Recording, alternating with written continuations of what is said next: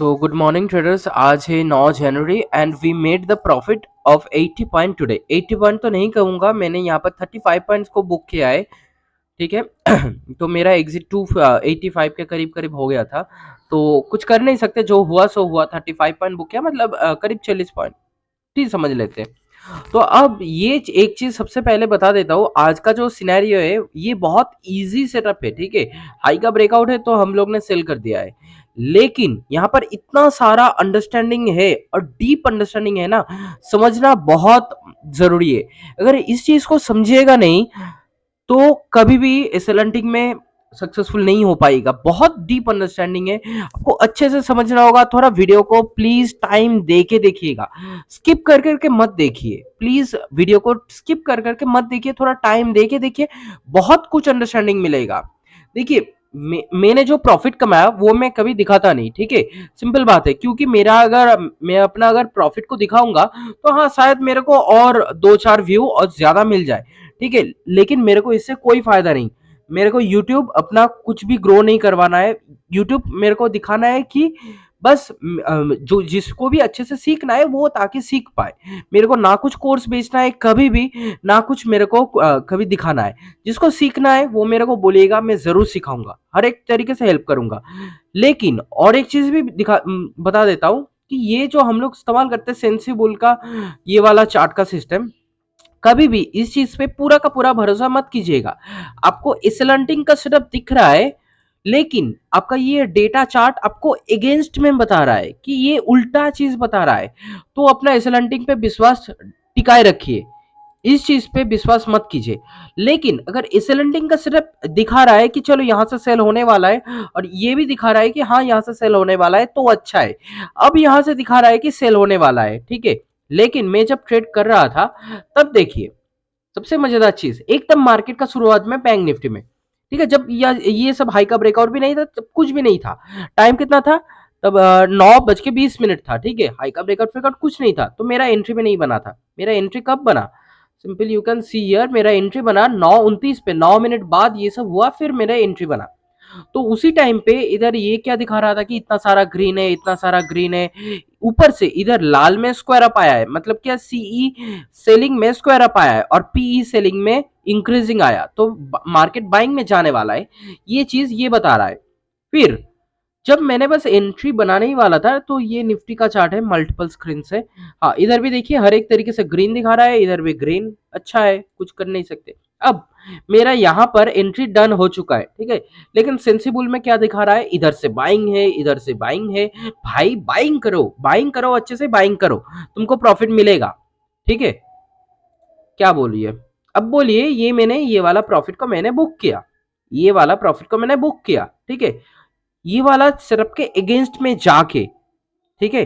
अब जब सब कुछ हो चुका है, अब दिखा रहा है ये कि यहां से सेल हुआ, होने वाला है, ये नहीं दिखाता है।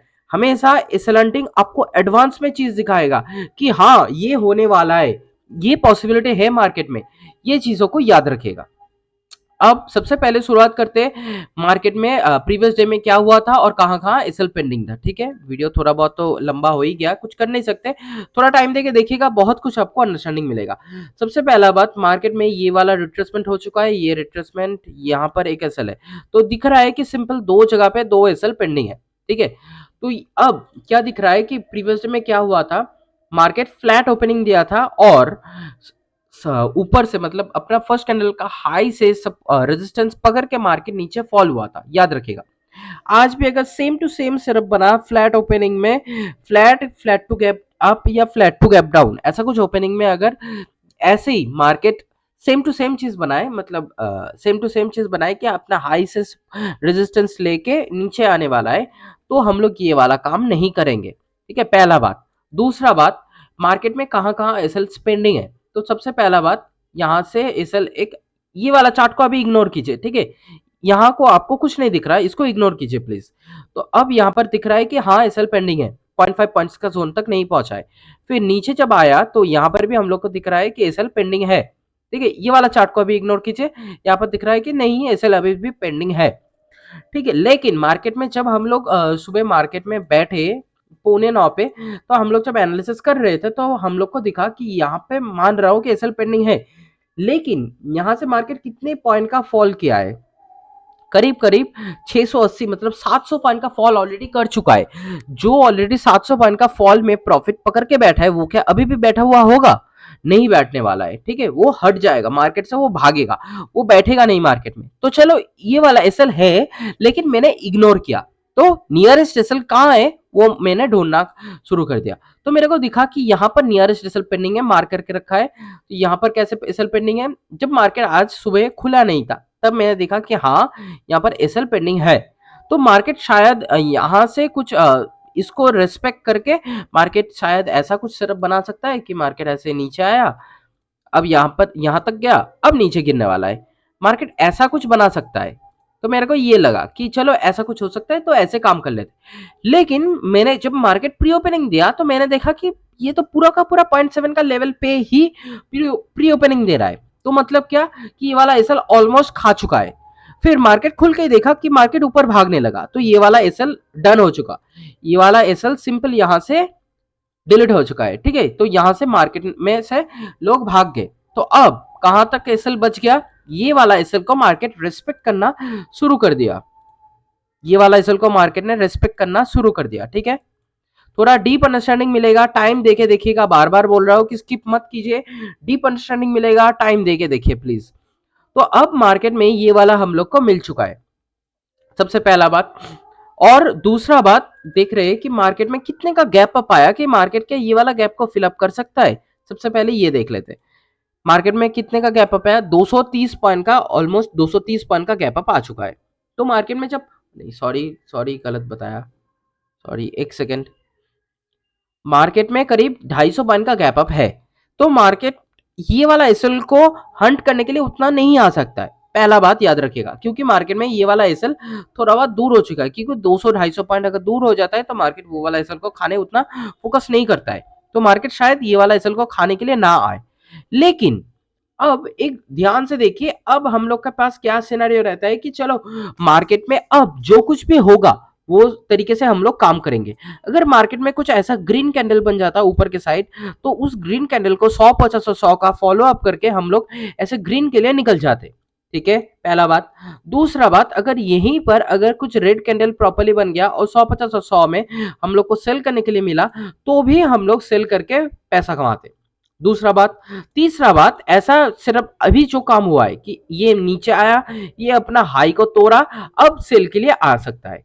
तो अभी जो कुछ भी अभी का सेटअप में दिखेगा, जो कुछ भी ऑप्शन हम लोग को बताएगा, वही हिसाब से हम लोग काम करेंगे। ऑप्शन में देखिए हर एक चीज का लो पॉइंट का ब्रेकआउट था, तो लो का ब्रेकडाउन जब है तो हम लोग आसानी से बाई कर सकते हैं। इधर भी हायर हाई का ब्रेकआउट है, तो इजीली यहां से हम लोग सेल कर सकते हैं, सिंपल चीज है।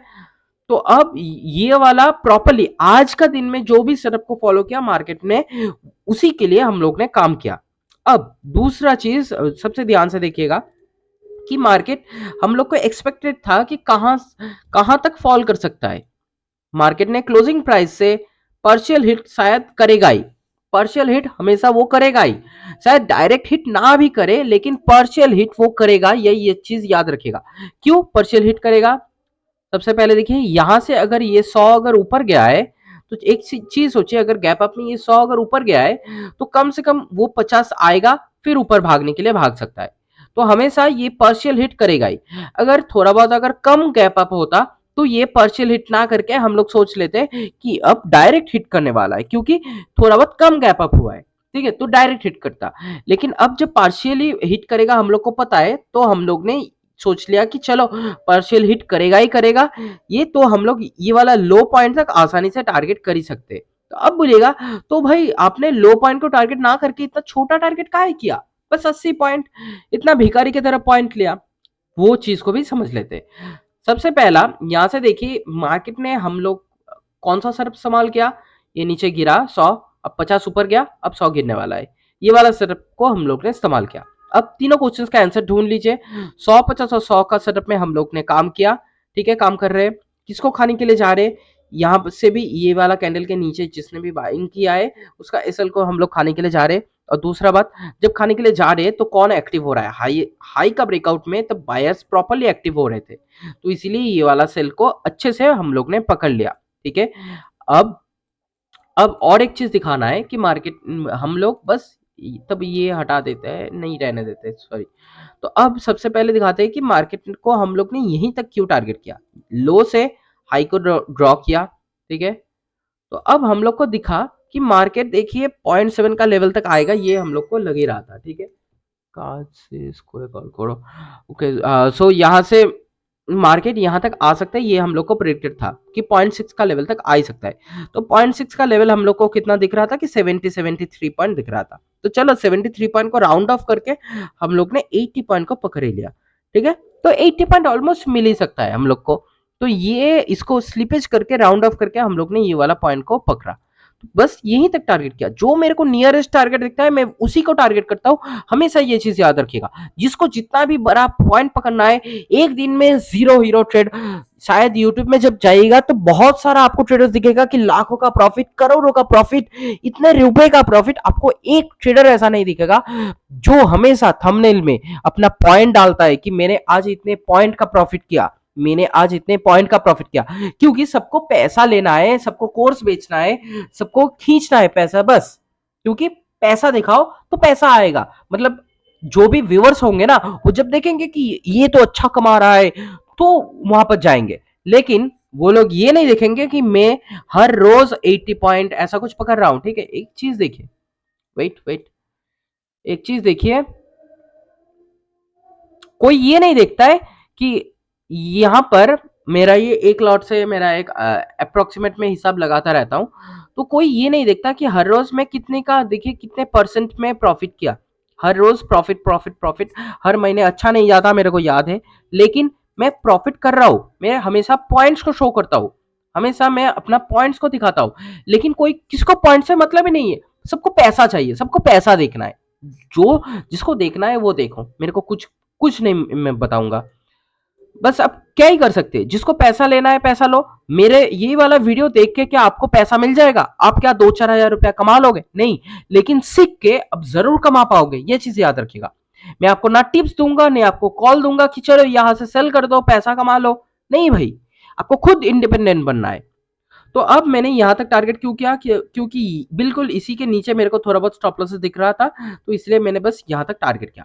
अब सबसे मेन एक इंपॉर्टेंट चीज आपको बता देता हूं कि आज मैं यहां पर जब ये सेल आ रहा था तो मैं ठहर गया। क्यों? क्योंकि यहाँ पर ऑप्शन हम लोग को देखिए इंक्रीजिंग वॉल्यूम यहाँ पर नहीं दिया और यहाँ पर भी इंक्रीजिंग वॉल्यूम नहीं दिया, तो हम लोग ठहर गए। ठीक है, यहाँ पर हाई का ब्रेकआउट है, हाँ सब है, तो इसलिए मैं बस ठहर गया। लेकिन यहाँ पर देखिए मल्टीपल टाइम हाई ब्रेकआउट सर्व तो नहीं है, है ना? क्यों? क्योंकि ये जो हाई है, इसका हाई का ब्रेकआउट किया है इस कैंडल ने, तो एक बार ब्रेकआउट कर दिया तो इसका एक हाई बन गया, तो इसको भी ब्रेकआउट करना चाहिए, तब हम लोग एंट्री बनाते हैं, है ना? जरूर जरूर। लेकिन सबसे पहला मेन चीज आपको दिखा देता हूं कि यहां से जब हाई का ब्रेकआउट हो होने नहीं वाला है, लेकिन मैं ये सेल कैंडल को देख के एक्साइटेड हो गया कि ट्रेड लूं। लेकिन मेरे को जब यहाँ पर कंफर्मेशन नहीं मिला तो मैं ठहर गया। लेकिन अगर बस मेरे को इंक्रीजिंग वॉल्यूम का कंफर्मेशन मिल जाता तो मैं ट्रेड बना लेता। क्यों? क्योंकि हम लोग जब काम करते हैं कि चलिए ये मार्केट अब कल से इतना गिरा है और फिर आज मार्केट अगर यहाँ पर खुल जाता, मार्केट फिर अगर यहाँ पर खुलता ना, तो मैं ध्यान से वेट करता कि मल्टीपल टाइम ब्रेक डाउन सिर्फ आए। मतलब क्या कि ये एक डाउन बनाया तो इसको ब्रेक डाउन किया, तो ये और एक लो बना तो इसको भी और एक बार ब्रेक डाउन किया। फिर यहां पर अगर मेरे को कुछ कंफर्मेशन प्रॉपरली मिलता तो मैं बाइंग करता 50% रिट्रेसमेंट तक, इसका 50% हो या फिर मेरा ये जो जोन है इसका 50%, कुछ भी, या फिर क्लोजिंग प्राइस तक टारगेट करना हो या फिर कुछ भी फलाना डिंकाना। ठीक है, तो मैं ये वाला काम कर लेता। ठीक है, अगर इसका अगर हर एक चीज का रिट्रेसमेंट ना हुआ होता, मतलब सोच लीजिए कि इसका एक टोटल एक 50% ना निकला है तो इसका एक 50% अभी भी जब पेंडिंग है, तो मैं उस वहां तक टारगेट करता मल्टीपल टाइम ब्रेकडाउन सेटअप में। लेकिन मैंने यहां से ये चीज को फॉलो नहीं किया। पता है मेरे को जब ऑप्शन रोक दिया तो मैं रुक गया। जब मेरे को प्रॉपरली देखिए अब मल्टीपल टाइम ब्रेकआउट मेरे को मिल गया इधर से, ये वाला हाई को भी ये वाला कैंडल्स ने तोड़ दिया, तो मेरा प्रॉपरली एंट्री बना ये 9:29 पे। यहाँ पर बिल्कुल 9:29 पे इंक्रीजिंग वॉल्यूम भी आपको दिख रहा है कि यहाँ पर इंक्रीजिंग वॉल्यूम भी हम लोग को मिल गया, तो मैंने एंट्री बनाया 40 पॉइंट के लिए। ठीक है, सिंपल चीज है, और मेरा इधर 30 पॉइंट का तो स्टॉप लॉस ही था, तो बहुत आसानी से अच्छा अच्छा कैंडल में हम लोग को टारगेट मिल गया, थोड़ा भी लॉस देखना नहीं हुआ था। तो यहाँ से मैंने क्यू बनाया पोजीशन ऐसे कि चलो अगर मल्टीपल टाइम ब्रेकआउट भी नहीं आता तो भी मैं क्यू बनाता पोजीशन को। थोड़ा वीडियो लंबा हो रहा है, सॉरी गाइस। तो अब मैं क्यों बनाता, सबसे पहला बात कि मेरे को दिख रहा है कि आज एक हाई का ब्रेकआउट सेटअप है, ऊपर से ये एक ऐसा जोन में अवेलेबल है, ये एक ऐसा ढांसू जोन में अवेलेबल है ना कि यहां से कभी भी सेलिंग आ सकता है। क्यों? क्योंकि ये है 100 नीचे आया, 50 ऊपर गया, अब सेलिंग आएगा, तो ये वाला जोन में था। तो इसीलिए मैंने सोच लिया कि यहाँ पर one time just breakout setup है, वन टाइम ब्रेकआउट सेटअप है मेरा, ये जोन में जब है, ये भयंकर एक जोन होता है कि यहाँ से कभी भी भयंकर सेलिंग आ सकता है।